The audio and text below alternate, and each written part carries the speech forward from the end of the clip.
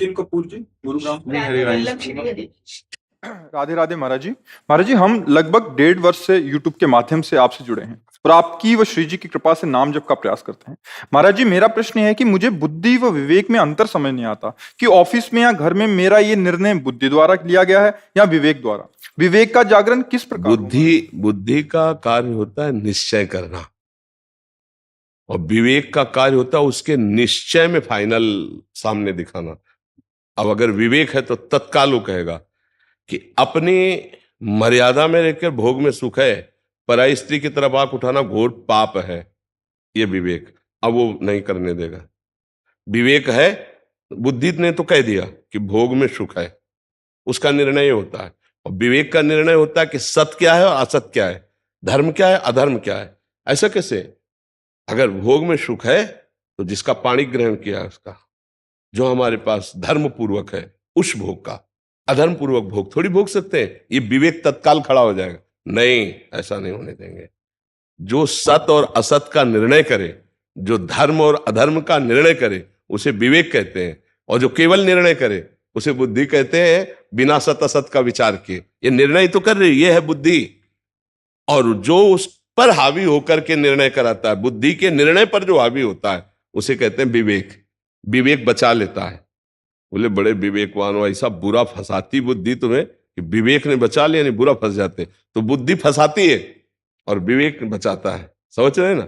जो सत असत का निर्णय करे उसे विवेक कहते हैं, और जो बिना सत असत का निर्णय किए फाइनल में यही जज है बुद्धि। इसी से सारा काम होता है। मन इसी की सलाह से ही चलेगा, अलग नहीं चल सकता। मन बुद्धि को अपने पक्ष में कर लिया है और मन को इंद्रियों ने पक्ष में कर लिया है, और इंद्रियां भोगों में रत है। तो जो इंद्री बोली कि ये भोग भोगना है, तत्काल मन ने दस्तखत करवाए बुद्धि से, हाँ भोगो। लेकिन विवेक है तो दस्तखत नहीं होने देगा। नहीं, सत्संग में सुना है ऐसा नहीं होना चाहिए, मर जाए चाहे जाऊं, मैं ऐसा नहीं करूंगा। ये आ गया विवेक। बुद्धि ने तो हाँ कर दिया था, मन ने बुद्धि से दस्तखत करा लिए थे, लेकिन विवेक ने बचा लिया। होए विवेक मोह भ्रम भागा, तब सब विषय विलास विरागा। विवेक और बुद्धि का अंतर समझ पा रहे हैं महाराज जी? जब हमारा जैसे समर्पण नहीं था तो हमने ये 2 जजमेंट में से एक सोचा कि हमें ये करना है, और बाद में उसमें पछतावा हुआ कि क्या मेरा विवेक क्यों नहीं जा रहा उस समय, क्यों मैंने सही डिसीजन नहीं ले ली। हाँ, इसलिए कि आपके अंदर मलिनता अभी है, बुद्धि अभी मलिन है, विवेक पूर्ण रूप से जागृत नहीं हुआ, इसलिए ठीक निर्णय नहीं हुआ। ये पश्चाताप तो हर एक को होता है, नहीं होता? तो बुद्धि तो काम कर रही थी, विवेक नहीं था। पर विवेक तो साधु संग से होता है, वो बाजार में मिलता नहीं, वो स्वयं पैदा नहीं होता है। जागृत कैसे करना है? संत संग से। जो साधन गुरुजी देते हैं उसी से विवेक जागृत होता है। ये विवेक बाजार में नहीं मिलता, नहीं खरीद लिया जाता। बुद्धिमान बहुत है सब, विवेक नहीं है। विवेक है साधु संग के। एक बच्चा एकांतिक में एक दिन सत्संग सुनता है, उसने कहा मेरे मित्र मुझे ऐसा ऐसा सिखाते हैं और ऐसा ऐसा, मैं चाहे जैसा मर जाऊं पर मैं ऐसा नहीं करूंगा गुरुजी, क्योंकि आपने ऐसा कहा। वो बात में छोटा बच्चा एक निष्ठा खड़ा होकर के अपने आप दिखा रहा था। ये क्या है? उसके अंदर विवेक जागृत हो गया। ये बच्चे गलत सिखा रहे हैं, क्योंकि गुरुजी कह रहे ब्रह्मचर्य से रहना, ये गलत सिखा रहे, मुझे नहीं करना, ये गलत काम। संत संग के बिना विवेक नहीं आता, वो बाजार से नहीं मिलता। बिन सत्संग विवेक न होई। तो देखो आपके अंदर सत्संग सुना तो विवेक तो आ रहा है ना, कि आप बचना चाहते हो बुद्धि के निर्णय से, आ रहा है ना विवेक। यही विवेक आ रहा है कि आप बचना चाहते हो कि ये बुद्धि ऐसा निर्णय किया और फिर इसके बाद मुझे पश्चाताप होता है कि मैं सही निर्णय क्यों नहीं कर पाया। तो विवेक जागृत हुआ है, लेकिन अभी वो सफल नहीं हुआ है। जागृत हो चुका है जो इस बात की जांच करना शुरू कर दिया है, लेकिन जब सफल हो जाएगा तो सफल ड्राइवर वही कि घटना के पहले ब्रेक मार दे, घटना के बाद सोचे कि ब्रेक मार देता तो ये बच जाता, वो बात नहीं होती। विवेक होता है घटना होने के पहले बचा लेना, और बुद्धि क्या होती? घटना के बाद पश्चाताप करती कि यार ऐसा कर लेते तो बच जाते, ऐसा ना करते तो बच जाते। कई तरह का उसमें ज्ञान वो उस समय देती है, लेकिन उस समय ज्ञान देने की जरूरत थी जब घटना होने जा रही। वो विवेक होता है, वो सत्संग से आता है। शास्त्र स्वाध्याय नाम जब जितना करोगे शुद्ध विवेक होता चला जाएगा। आप समझ रहे? हाँ, अब गंदा भोजन पाओगे, गंदे दृश्य देखोगे, गंदे लोगों का संग करोगे तो अविवेक जागृत होगा, विवेक नहीं, अज्ञान जागृत होगा।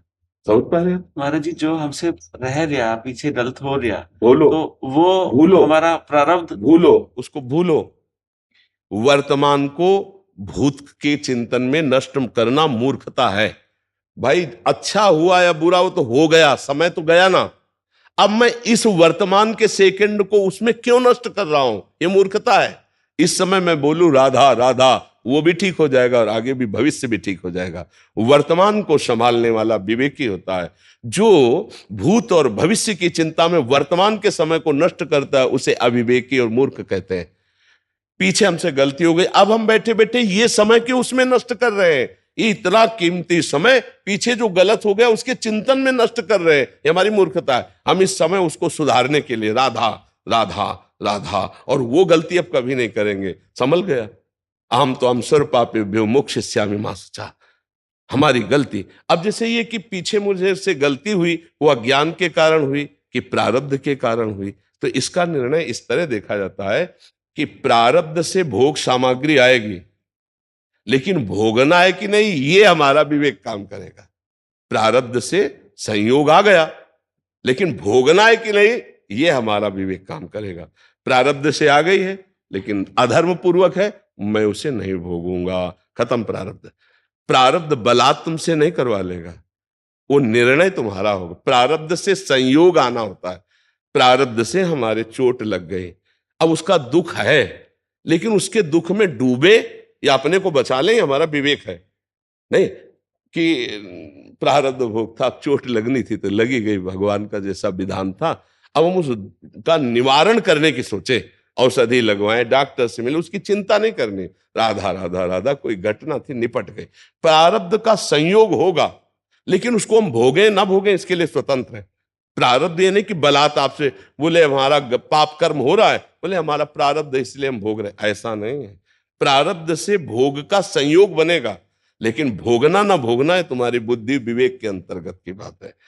समझ रहे? प्रारब्ध ऐसा कोई बहुत बड़ा देवता नहीं है, प्रारब्ध हमारे पूर्व कर्म का संयोग है। बहुत बहुत समझने की जरूरत है, नहीं तो बुद्धि जो है हमको फंसाती रहती कि भाई हमारा संयोग लिखा था, हमारा प्रारब्ध था, इसलिए ऐसा ऐसा नहीं। माना कि प्रारब्ध में वो संयोग है, लेकिन विवेक तुम्हें मिला, कोई पशु नहीं हो। बुद्धिमानी से बचा लो, आगे संस्कार न बिगड़ने पाए। राधा राधा राधा, बच गए। समझ रहे जी? आलोक मिश्र जी। राधा वल्लभ श्री अरविंद महाराज जी। जय जय राधा वल्लभ श्री अरविंद महाराज जी, आपके चरणों में कोटि कोटि प्रणाम। महाराज जी, आपके सत्संग में कुछ बातें सुनी और वो हृदय में बैठ गई, और ऐसा लगता है कि अपना कल्याण इन बातों का आत्मसात करने से ही हो रहा है। अब लो नसानी अब ना नसई हो, भाव कुभाव अनक आलस हूं, नाम जपत मंगल दिशि दस हूं, बारी मथे घृत होए बरु सिकता ते बरु तेल, बिनु हरि भजन ना भवतरी ये सिद्धांत अपेल, सबकी ममता ताग बटोरी मम पद मानही बांधी बर डोरी, और ईश्वर अंश जीव अविनाशी चेतन अमल सहज सुखरासी।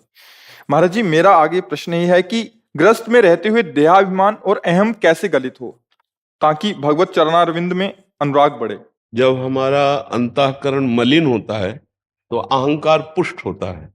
जब अंतःकरण निर्मल होता है तो अंतःकरण में ही एक है अहंकार, मन बुद्धि चित्त अहंकार। तो अंतःकरण पवित्र होता है जितना हम नाम जप करेंगे और जितना हम भगवत चर्चा सुनेंगे, इन दो से बहुत जल्दी हमें लाभ मिलता है।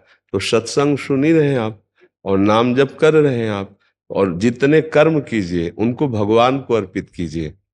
एक एक घंटे में, दो दो घंटे में करने के पहले विचार कीजिए मैं भगवान के लिए कर्म कर रहा हूं, और जो भी कार्य, कोई व्यापार, कोई नौकरी, कोई किसानी, कोई राष्ट्रीय सेवा, सब लगे ही हैं।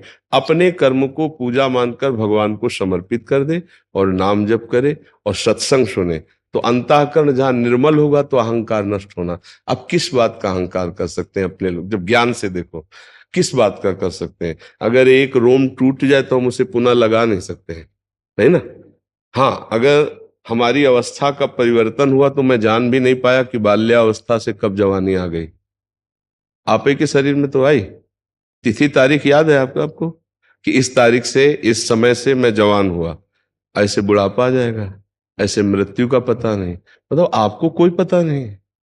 आप विचार करके देखो, आप पीछे कहाँ थे आपको पता नहीं, आप आगे कहाँ जाएंगे आपको पता नहीं। आप माँ के गर्भ में रहे थे, आपको याद नहीं। आपकी जवानी कब बुढ़ापे में परिवर्तित हो जाएगी आपको पता नहीं। वो कब मृत्यु में परिवर्तित हो जाए कुछ पता, मतलब आप बिल्कुल असमर्थ हैं। आप देखो ना, आपका परिवार कौन कहां से आया आपको पता नहीं, कब कहां कौन जाएगा आपको पता नहीं। जिसको जाना है उसको रोक नहीं सकते, जिसको आना है उसको रोक नहीं सकते। मतलब आप हैं क्या? जब आप गौर से देखोगे तो आपको एक लगेगा एक यंत्र है, कोई चला रहा है। जैसे यंत्र को कोई चला रहा है, ऐसे आपको चला रहा है कोई। तो भगवान ने गीता जी में कहा यंत्रारूढ़ानि मम माया।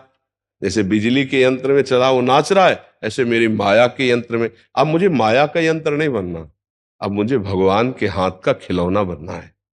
तो ये अहंकार जब भगवान के चरणों में समर्पित हो जाता है तो देखता है कि स्वयं भगवान मेरे हृदय में बैठकर बुलवा रहे हैं, वैसी क्रियाएं करवा रहे हैं, वही मेरी उन्नति का कारण है, मैं कहीं किंचन मात्र नहीं हूं। तो उसका अहंकार भगवान में समर्पित हो जाता है। और ये समर्पण होता है सत्संग से और भजन से।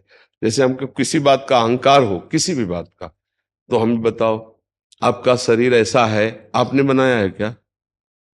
विचार करो, आपने बनाया है क्या? जैसा भगवान को कर्म के अनुसार रुचा वैसा बना दिया कि नहीं बना दिया? आपको भगवान ने जितनी बुद्धि दी उतनी ही तो है। आप और विवेकवान हो सकते थे या आप बिल्कुल मूर्ख हो सकते थे। भगवान ने आपको जितनी दी उतने से काम चल जाएगा अपना। तो भगवान की दी हुई मुझे बुद्धि मिली है, भगवान के दिया हुआ तन मिला है, भगवान का दिया हुआ धन मिला है। मान लो आप बहुत बड़े खरबपति के यहाँ पैदा होते, लेकिन आपको भगवान ने जितना चाहा उतना धन दिया ना, कर्म के अनुसार उतनी बुद्धि दी, तो आप कहीं स्वतंत्र तो आप दिखाई नहीं दे रहे। देखो इस समय देखो आप कहीं स्वतंत्र हो क्या? तो अभिमान किस बात का? जितनी भगवान ने बुद्धि दी उतना है, मतलब बहुत दी है तो बहुत उन्होंने दी है, छोटी दी है तो उन्होंने दी है। तो हम अभिमान किस बात का करें? नाम तन का कर सकते हैं, नाम बुद्धिमानी का कर सकते हैं, और नाम धन का कर सकते हैं। जितना चाह है अपने अंदर उतना हमें कहाँ मिल रहा है, और जितना मिलता जाएगा उतनी चाह बढ़ती चली जाएगी। हम असमर्थ ही नजर आ रहे हैं, कहीं हम समर्थ नहीं है कि हम चाह करें हम उतना पूर्ण हो जाए। तो हम जहाँ चाह करते हैं 100 की, अगर वो मिल गया तो 1000 की चाह खड़ी हो जाती है। तो हम पहले तो 100 की चाह कर रहे थे, अब 900 की चाह होने लगी, जब 1000 की चाह, फिर 10,000, फिर लाख, वो बढ़ता चला जाता है। इसका मतलब हम असमर्थ हैं। तो समर्थ कौन है? नाथ अनाथों के समर्थ भगवान समर्थ है। नाथ अनाथन हित समर्थ मोहन श्री राधा प्रिया प्रीतम समर्थ है। तो हमारा अहंकार नष्ट हो जाएगा जब हम ज्ञान से देखेंगे कि कुछ नहीं कर सकते हम। एक रोम भी अगर झड़ जाए तो उसे पुनः लगा नहीं सकते हैं। हमारी सामर्थ्य नहीं है, हमारी सामर्थ्य नहीं है। जो कुछ हमारे में सामर्थ्य है भगवान के दिए हुए है। अब अहंकार नहीं आएगा। जब हम अपनी पर्सनल सामर्थ्य समझते हैं तो अहंकार आ जाता है, जब हम भगवान की सामर्थ्य समझते हैं तो दैन्यता आ जाती है, अहंकार नहीं होता। जैसे हनुमान जी में भगवान की सामर्थ्य है, किंचन मात्र अहंकार नहीं, महाबली है, महान ज्ञानी है नहीं। और जब वो अपनी बात कहते हैं तो विभीषण जी से कह रहे असमय अधम सखासुन मोह पर। क्या बात है, देखो ये अहंकार रहित बात है। और भगवान का बल है उनमें, जेगिर चरण दे हनुमंता चले उस गप पाताल। सामर्थ्य ऐसी है।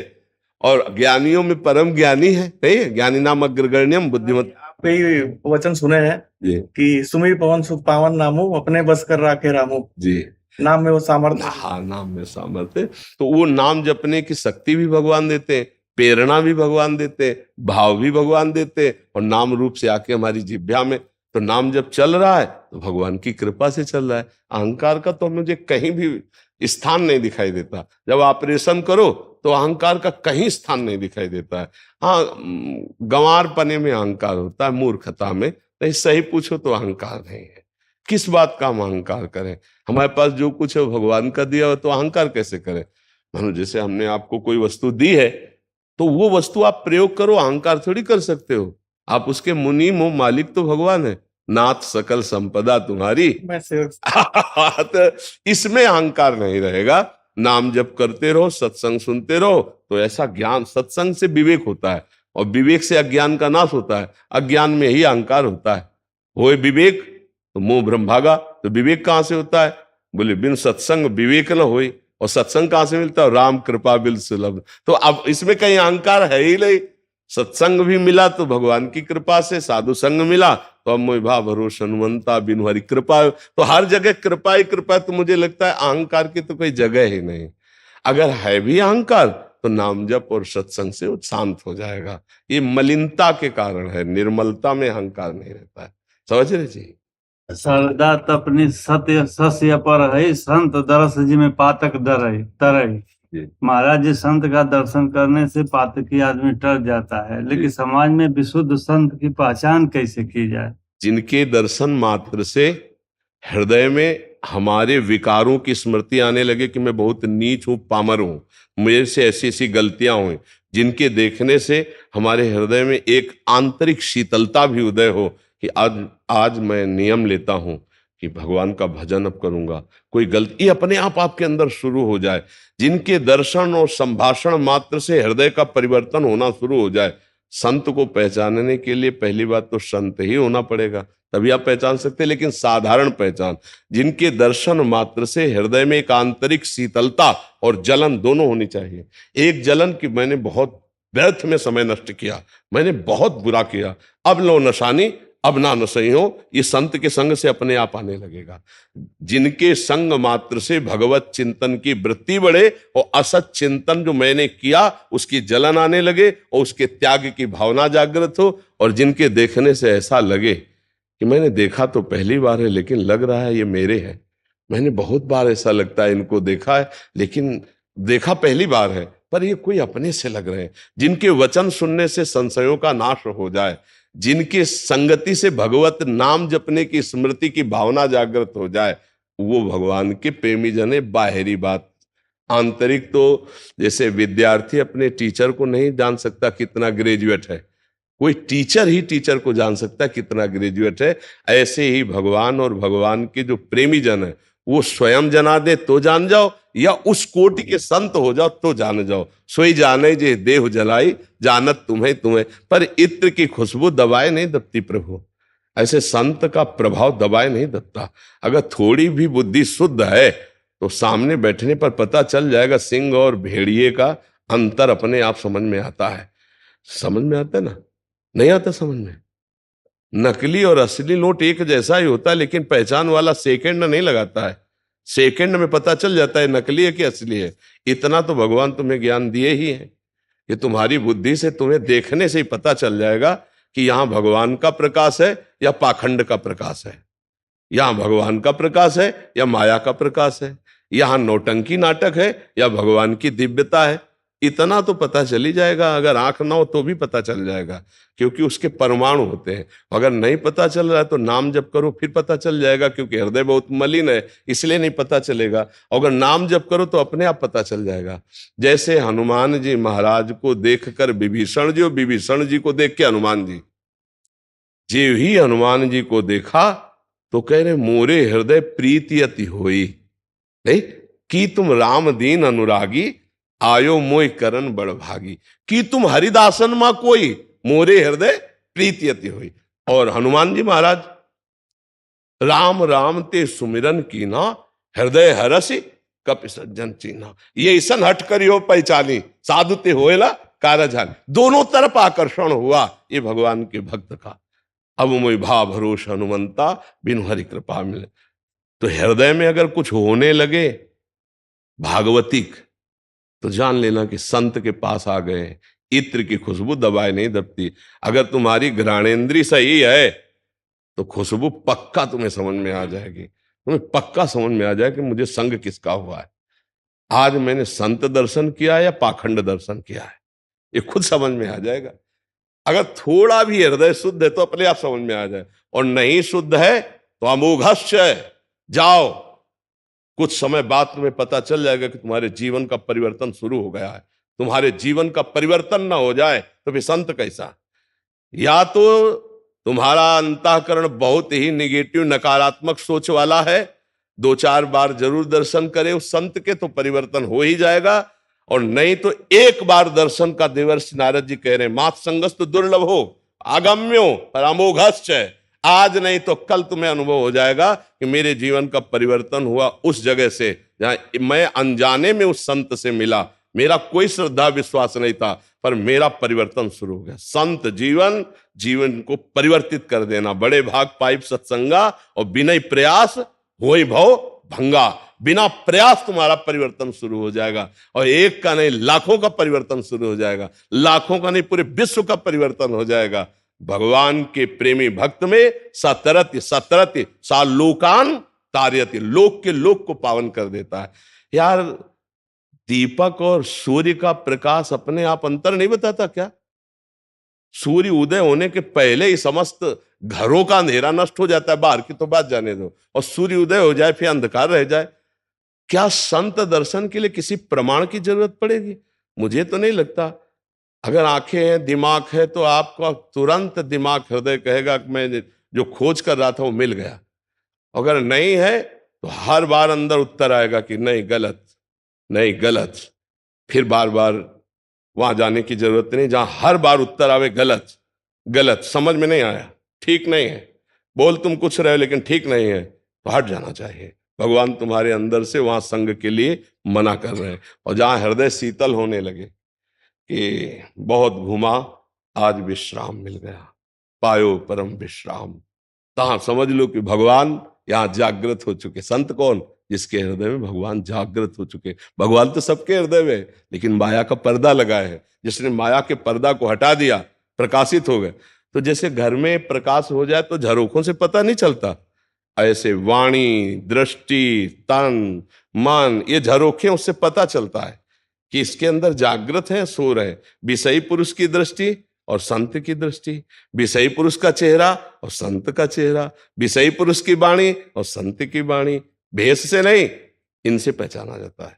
वाणी में पावर क्या है, दृष्टि में पावर क्या है, चेहरे का आकर्षण क्या हो रहा है। एक भागवती का आकर्षण होता है जहां भगवान जागृत हो जाते हैं। ये बाहरी बात है, आंतरिक तो स्थिति पहचानी जाती है। जब तक स्थिति नहीं है तो स्थिति कैसे जान जाओगे? डॉक्टर नहीं तो डॉक्टर को कैसे जान जाओगे? मास्टर नहीं तो मास्टर को कैसे जान जाओगे? ऐसे संत को तो भगवान जनावे सभी जान पाओगे, नहीं सोई जाने जे देव जनाई। और उनको जान गए तो वही हो जाओगे, पक्का वही हो जाओगे। अगर संत मिल गए तो संत बनना ही पड़ेगा, चाहे पैजामा कुर्ता में रहो, तुम्हारा स्वभाव साधु हो जाएगा। साधु आजीवन के लिए गलत आचरण छूट जाना और भगवान के प्रति स्वाभाविक आकर्षण हो जाना, ये संतों का सहज प्रभाव होता है। सहज प्रभाव होता है। समझ पाए आप? इसमें कोई संशय? जी जया शुक्ला जी। जी गुरुदेव भगवान दंडवत प्रणाम। गुरुदेव, बुद्धि को आपके बताए हुए ज्ञान याद हो गया है और सत्संग की बातें भी हृदय में रहती है। सही समय पर ये बातें सामने भी आ जाती हैं, परंतु इन्हें आचरण में कैसे लाएं? प्रयोग में लाने के लिए नाम बल चाहिए। अगर नाम बल नहीं तो आप सब जानते हो, लेकिन प्रयोग नहीं कर सकते।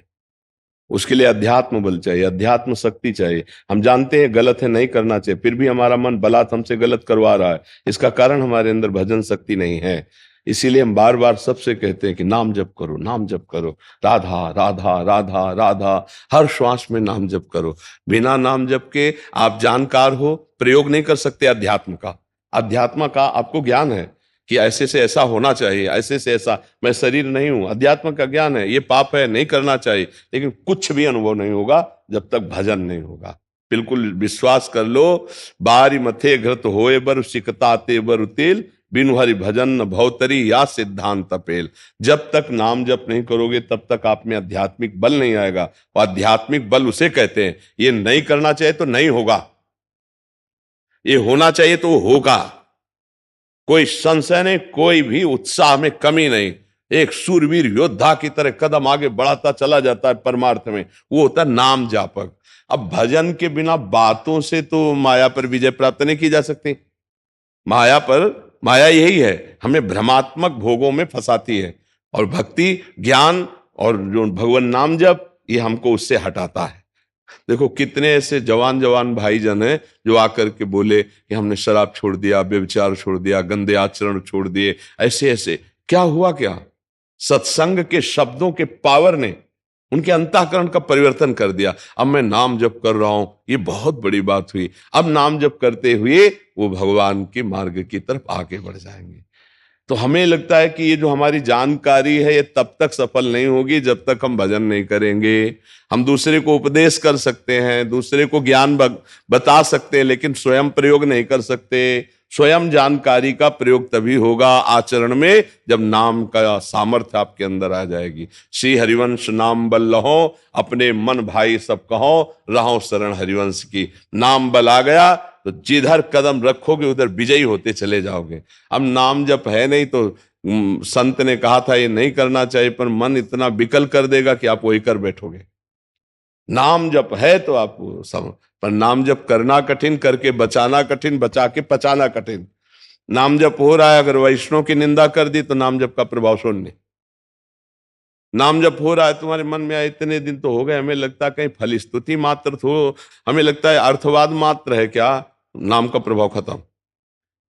10 नामापराध भी है, शास्त्र की निंदा, वैष्णव की निंदा, भगवान शंकर की निंदा, हरिहर में भेद की भावना की निंदा, नामदाता गुरु की निंदा। इस तरह के जो नाम में फल का अर्थवाद की भावना होना या नाम के सहारे से पाप करना, इस तरह के अगर नामापराधों से हम बच जाएं और नाम जप करें तो हमारे अंदर अध्यात्म बल आ जाए, तो हम जो जानते हैं, जो हमें ज्ञान है, उसका हम प्रयोग कर सकते हैं। और जितना ज्ञान है उतना प्रयोग कर लो तो सब महात्मा बन जाओ अंदर से। सबको ज्ञान है नहीं, आत्मना प्रतिकूलानी परेशान न समाचरित, जो हमें अच्छा नहीं लगता हम दूसरों के साथ व्यवहार न करें। जैसे हमारी कोई बहन बेटी को ताके तो अच्छा लगेगा क्या, तो हम किसी की बहन बेटी को न ताके। आप आत्मना प्रतिकूलानी परेशान न समाचरित, आप स्वयं जो नहीं चाहते हो दूसरे के साथ व्यवहार न करें। आपके शरीर को कोई काटे तो अच्छा लगेगा क्या, नहीं, तो आप दूसरे का मांस क्यों खाते हैं। आपके शरीर को कोई काट के खाना चाहे तो आपको अच्छा नहीं लगता, तुम दूसरे के शरीर को।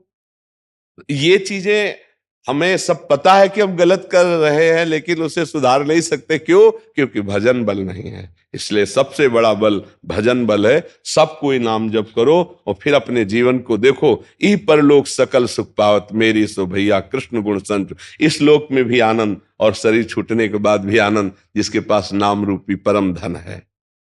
नवरीत जी पंजाब से। राधे राधे श्री हरिवंश। राधे राधे महाराज जी, श्री हरिवंश।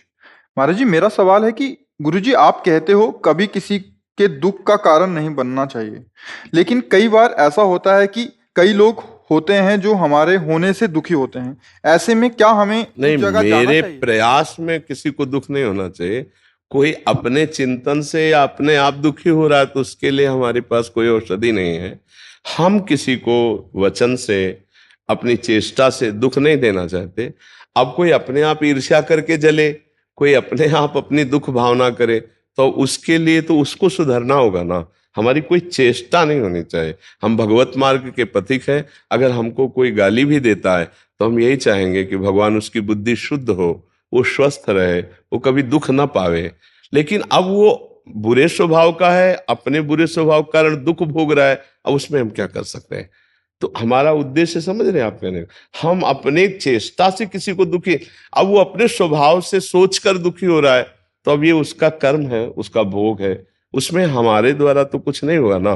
बस ये बात सुनो। इससे गुरुजी कोई पाप तो नहीं लगता? नहीं, क्यों, ऐसा क्यों? संसार है, वो अपनी सोच है, उसकी सोच है, उसको सोच दुख दे रहे। देखो सही बात मानो, कोई किसी को सुख दुख नहीं देता है। पहली बात तो हमारे पूर्व के कर्म है, उस कर्म से ऐसा संयोग हो जाता है। जैसे इतने पुत्र होते हैं ऐसे कि वो जन्म से लेकर के और जब तक वो सुख ही देते रहते हैं। कोई ऐसे होते हैं जन्म से लेकर के और पूरे जीवन भर दुख ही देते रहते हैं, क्योंकि वो आए हैं अपने कर्म का हिसाब लेने, अपने कर्म का हिसाब देने। अब एक व्यक्ति मिलता है अचानक इतना कड़वा व्यवहार करता है, छाती जलने लगती है। एक व्यक्ति मिलता है इतना मीठा व्यवहार करता है कि बार बार उसकी याद आती है, अनुकूलता और प्रतिकूलता। तो उस व्यक्ति से हमारा कोई कर्म का संयोग है, वो मृदु व्यवहार कर रहा है, कोई कर्म का संयोग है, कटु व्यवहार कर रहा है। ये कुछ कर्म की ऐसी लीलाएं होती हैं और कुछ स्वभाव की लीलाएं होती हैं। एक आदमी है जो सर्पवत स्वभाव का है, चाहे जितना आप अमृत भरे वचन बोलो, चाहे जितना व्यवहार करो, वो विष ही उगलेगा। वो अपने स्वभाव के अनुसार व्यवहार करेगा, कड़ुआ ही व्यवहार करेगा। तो अपने को कोई कड़ुआ व्यवहार करे तो दुखी नहीं होना, सह जाना है। अपने से कोई कड़ुआ व्यवहार किसी के लिए करना नहीं है। ये हमारा अध्यात्म शिक्षा देता है। इसी में बहुत आनंद रहता है। अगर हम ऐसे व्यवहार में देखें तो प्रतिपल लड़ाई झगड़े की संभावना है। नहीं, आप देखो घर गृहस्थी में नहीं, अगर सहनशील नहीं होगे तो आपकी गृहस्थी भी ठीक से नहीं चल पाएगी। तो हमको सहनशील होना है। दूसरा हमारे साथ कड़वा व्यवहार कर रहा है, भगवान देख रहे हैं। यदि मेरा कोई प्रारब्ध भोग है तो मैं सह रही हूं, तो नष्ट हो रहा है। और अगर प्रारब्ध भोग नहीं हो, मैं सह रही हूं, तो उसका सुधार होगा, वो भगवान करेंगे। हमको बहुत सावधान रहना है, हमारे द्वारा कोई कटु व्यवहार ना हो, ऐसा प्रयास करना है। अगर हो जाता है तो हम फिर उसका सुधार करते हैं, पर प्रयास करना है। एक चीज और ध्यान रखनी है, सहने की एक सीमा होती है। अगर कोई सीमा उल्लंघन करके, तो फिर या तो बड़े जनों का सहारा ले या कानून का सहारा ले, फिर उस समय क्षमा काम नहीं करेगा। नहीं, एक क्षमा की एक सीमा है। गृहस्थी में, शरीर की मर्यादा में एक सीमा है कि कोई उल्लंघन मर्यादा का कर रहा है तो एक सीमा तक, सीमा के आगे आगे तो तत्काल बड़ों का सहारा, कानून का सहारा तत्काल, उसमें फिर क्षमा नहीं। नहीं तो आज क्षमा कर दिया, कल वो और उपद्रव करेगा। समझ, एक सीमा तक तो ठीक है, सीमा के बाहर फिर आप कोई सन्यासी नहीं है, आप एक गृहस्थ धर्म में हैं। जैसे सन्यास में असीम क्षमता है। अब मान लो ये शरीर है, कोई पीट रहा है तो उसे भगवान का विधान मान करके चुपचाप सहन कर लिया गया। लेकिन अब जैसे आप गृहस्थ में हैं, तो आपको ऐसा नहीं करना। अगर आज उसने हाथ उठा दिया है तो कल वो कोई खतरा पैदा करे, इससे पहले कानून में रिपोर्ट करो, अपने बचाव पक्ष को करो, क्योंकि आप कोई साधु महात्मा नहीं है, आप गृहस्थ में चलकर धर्म का अनुष्ठान कर रहे हैं। तो आपका मानो स्त्री शरीर है, आज देखा कि आज कोई गंदी हरकत जो क्षमा करने लायक नहीं है, तो आप बिल्कुल उसको रास्ता मत दीजिए, क्षमा मत कीजिए, उसके ऊपर ऑब्जेक्शन कीजिए। अगर आप क्षमा करते हैं तो कल का उसका दूसरा स्वरूप हो जाएगा। बस समझ नहीं ला? तो अध्यात्म को अच्छी तरह से समझना है। आपके धर्म मर्यादा के विपरीत जितना सहन किया जा सकता है उतना तो ठीक है। जब ये समझ में आ गया, अब हमारे धर्म पर बात आ गई, हमारी मर्यादा इज्जत पर बात आ गई, हमारे राष्ट्र पर बात आ गई, हमारे इष्ट पर बात आ गई, फिर नहीं सहन करेंगे। आप इस बात को समझना कि ऐसा ना हो कि समझ अगर नहीं होगी तो फिर ठीक नहीं समझ पाओगे। एक सर्प था, तो लोगों को काटता, तो गांव के लोगों ने देवर्षि नारद जी निकले, कहा आप सिद्ध पुरुष हो, इसको मना कर दो। तो सर्प से कहा आज के बाद काटोगे नहीं, अगर काटे ना तो तुम्हारे सर के 100 टुकड़े हो जाएंगे। डर गया, उसने नहीं काटा। अब जो निकले सो ईंट पत्थर डंडा ऐसे। दूसरे दिन नारद जी निकले तो बोले तुम्हारी हालत कैसे? बोले आपने किया है। बोले क्यों? अरे बोले जब काटता नहीं तो जिसको देखो डंडा मार रहा है, हमको खिलौना समझे। बोले फुसकारने को मना किया था क्या? काटना नहीं, लेकिन फुसकार डबल दे लिए तो दूर रहेगा ना। तो अगर फुसकार छोड़ दिया तो आपको परेशान हो जाए। काटो मत, फुसकार रखो। समझ रहे हैं? मैं अपनी धर्म मर्यादा की रक्षा के लिए, अपने गृहस्थ धर्म की रक्षा के लिए, अपने शरीर रक्षा के लिए हमको इतना फुसकार रखनी है कि दूसरा जल्दी कोई नजदीक ना आने पावे। नहीं तो आप कहोगे साधु महात्माओं के उपदेश ने हमको, नहीं, संत महात्माओं के उपदेश को आंतरिक भावों को समझना है। एक बार एक संत ने उपदेश किया शिष्य को, सर्वत्र भगवान है, ऐसी बुद्धि रखो। ठीक है। वो जा रहे थे तो हाथी एक पागल था। महावत ने कहा हट बाबा जी, हट जा, हाथी पागल है, मार देगा। गुरुजी ने कहा था सब में भगवान है। वो हाथी सूंड में लपेटा, ऐसा मारा कि रग रग जो है। अब लद के गुरुजी के पास गए, बोले ऐसा कैसे हो गया? बोले आपने करवा दिया। बोले क्यों? कहा था सब में भगवान है। तो बोले हाँ सब में भगवान है। तो बोले वही तो हम भी कह रहे हैं, हमने भी कहा कि हाथी में भगवान। तो बोले किसी ने रोका नहीं। बोले वो महावत तो पहले ही रोक रहा था हाथी। तो बोले हाथी में भगवान देखा, महावत में भगवान नहीं देखा। भगवान मना तो कर रहे थे कि हाथी पागल है, दूर हट जा। तो ऐसे संतों की बात को समझे।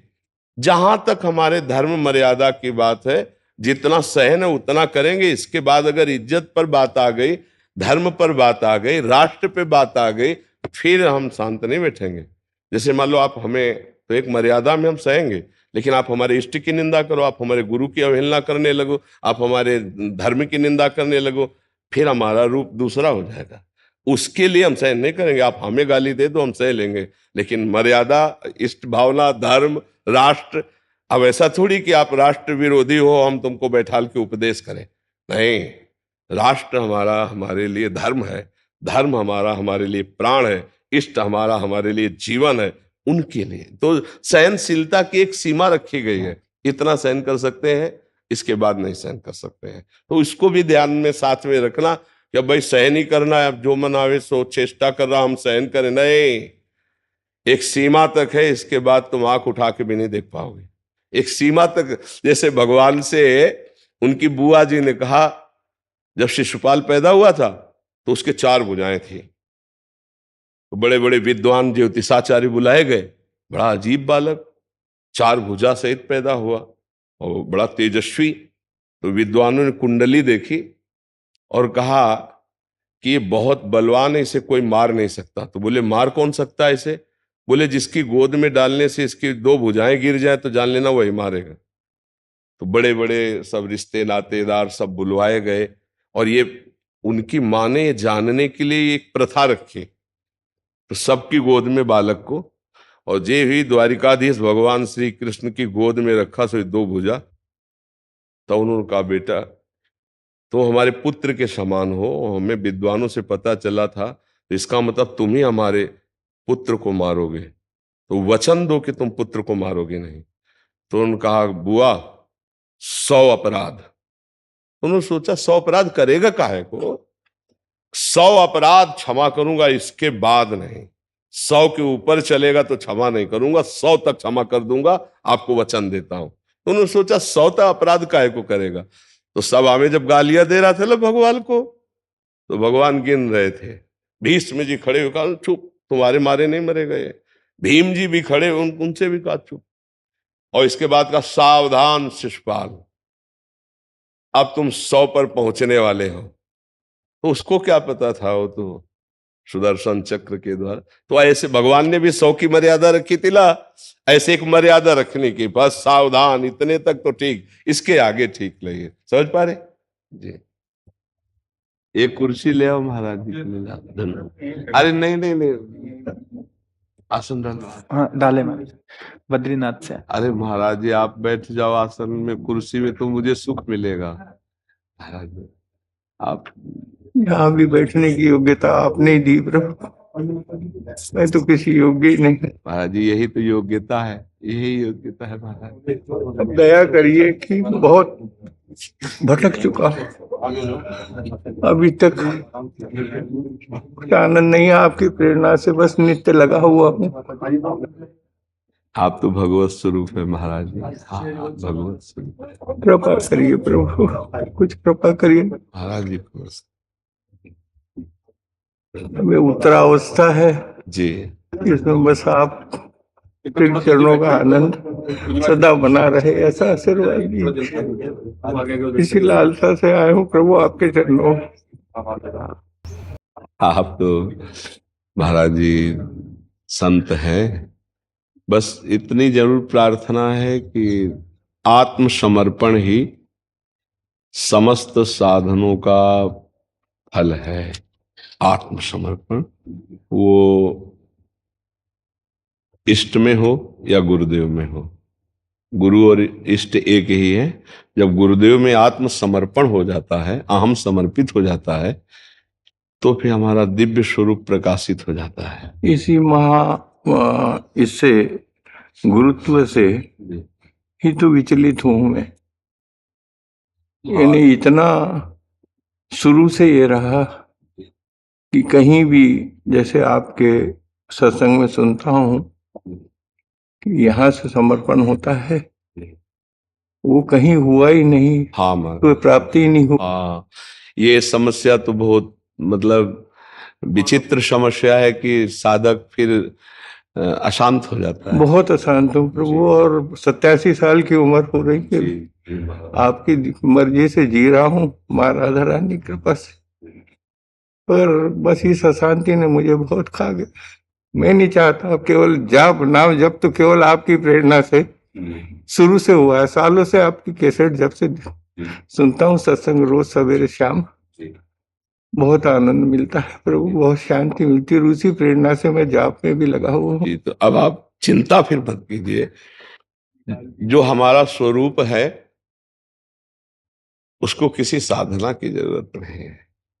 बात समझना, हम अपने स्वरूप को भूल करके जो अंतःकरण धर्म में स्थित हो गए हैं, मन बुद्धि चित्त अहम, इतना ममत्व हो गया है कि जो बुद्धि निर्णय करती है वो मैं अपना निर्णय मानता हूँ, जो मन चाह करता हूँ मैं अपनी चाह मानता हूँ, जो चित्त चिंतन करता है वो मैं स्वीकार करता हूँ कि मैं चिंतन करता हूँ। इतना अहम धर्म स्थित हो गया। ये अहम धर्म समर्पित हो जाए अगर ज्ञान में, तो स्वरूप बोध हो जाए, और भक्ति में तो भगवान का साक्षात्कार हो जाए।